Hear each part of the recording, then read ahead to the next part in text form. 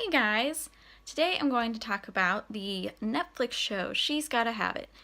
Please ignore the horrible looking zits on my chin. My face has decided to attack me this week, probably because of stress from finals. But anyways, She's Gotta Have It came out a couple of weeks ago, and it is based on a Spike Lee movie of the same title that was made in the 80s, I think. And it stars this girl named Nola Darling, and she is a pansexual, polyamorous woman, which means that she's attracted to people of all genders, and she doesn't have, at least at the moment, a monogamous relationship. She has several relationships at once, which I know people that are polyamorous, and I feel like the show is a pretty accurate, good representation of what it's like to be polyamorous, because she had to deal with all the struggles of these guys agreeing to this arrangement, but at the same time getting mad at her for it, which isn't really fair because they agreed to it. And as you get on later, she explores her sexuality more, and you see her have relationships with women too. And it's a really great expression of sexuality in many senses.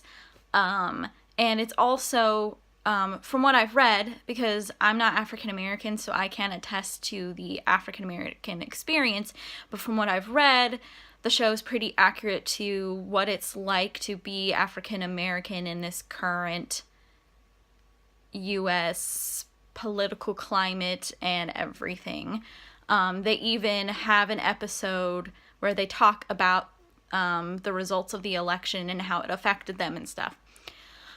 So obviously that's changed from the 80s movie, because that was Donald Trump was not president in the 80s movie, but it's really, really great, and the main character is great, and she's a wonderful artist, so it's also about what it's like to be an artist in New York and how difficult it is to make it, how difficult it is for people to take you seriously, how difficult it is to be able to afford even the smallest apartment in New York.